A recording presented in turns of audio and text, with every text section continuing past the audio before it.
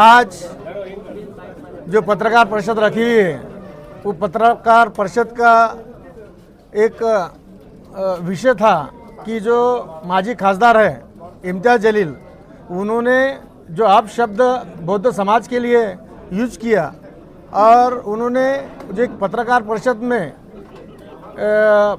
पत्रकार परिषद लेके जो उन्होंने हरिजन शब्द जो यूज करा वो बौद्ध समाज का अपमान हो रहा है और एक जाति का अपमान किया जा रहा है।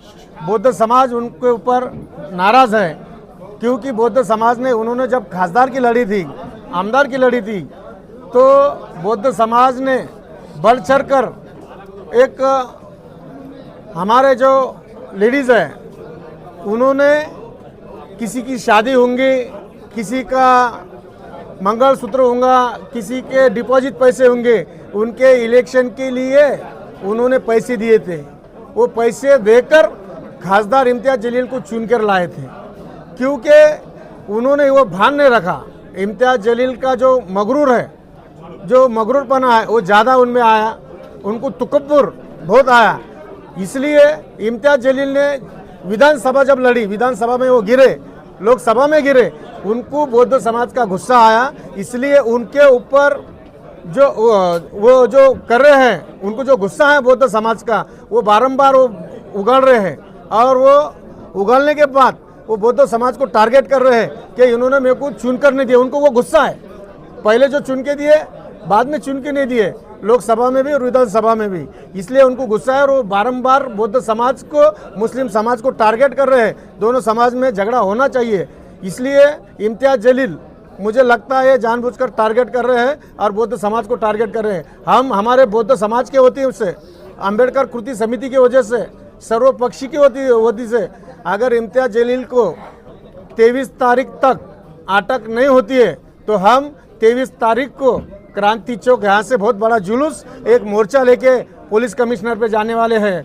और उनको अटक कैसी नहीं होती है हम देखने वाले हैं। पुलिस अगर अटक करती है तो जमानत नहीं देगी। वो पुलिस प्रशासन का काम है, वो पुलिस प्रशासन का काम है। अगर वो पुलिस वालों को धमकी देती है, पुलिस वालों को मार डाल रहे हैं, उनको उनका वो मैयत उठा रहे हैं, तो वो पुलिस वालों को भी चैलेंज कर रहे हैं। उनमें ऐसी क्या गुर्मी है, ऐसा क्या हुकुमशाह है क्या? वो क्या वो कायदे से बढ़कर है जो उन्होंने अटक हो गया, जामीन नहीं लेंगे? ये कायदे के खिलाफ लोगों को भड़काने का काम, दो समाज में तेढ़ निर्माण करने का काम इम्तियाज़ जलील कर रहे हैं। उन्होंने वो एक लिखे पढ़े खासदार बोलते हैं, हम मानते हो लिखे पढ़े, लेकिन लिखा पढ़ा होने के बाद अनपढ़ जैसी बातें नहीं करना चाहिए।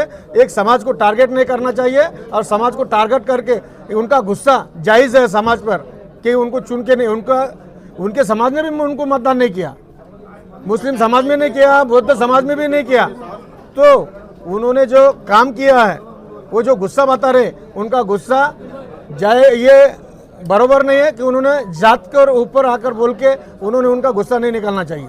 मला एक सांगा की इम्तियाज़ जलीलने संजय शिरसाट यांच्यावर आरोप केले, संजय शिरसाट यांनी त्यांच्यावर आरोप केले, हे जो आहे ह्या दोघांच्या भांडणामध्ये हे काय तिसऱ्याने स्पॉन्सर केलेला कार्यक्रम आहे? आम्हाला म्हणणं आहे, मेरे को बोलना है कि संजय शिरसाट और इम्तियाज़ जलील का हमें कोई लेन देना नहीं है।